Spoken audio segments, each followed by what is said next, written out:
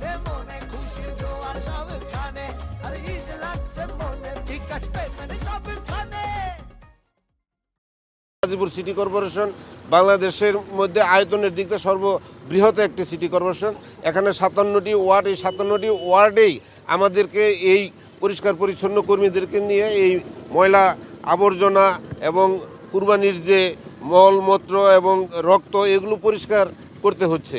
দিনের ময়লা 8 ঘন্টার মধ্যে পরিষ্কার করতেছে, কারণ গতকালকে কুরবানি দিছে, আবার আজকেও মানুষ কুরবানি দিতেছে। যারা তাদের বাড়ি ঘরের যে ময়লাগুলো, সেই ময়লাগুলো তো তারা প্রতিনিয়ত ময়লা যখন বাড়ির বাহিরে গেটে বা উঠানে রাস্তার সাইডে রাখে, আমাদের লোকগুলো সেই ময়লাগুলো নিয়ে আসে, আনার পরে আবার এখান থেকে আমরা নির্দিষ্ট জায়গা থেকে ময়লাগুলো আমরা ডাম্পিংয়ে নিয়ে যাই।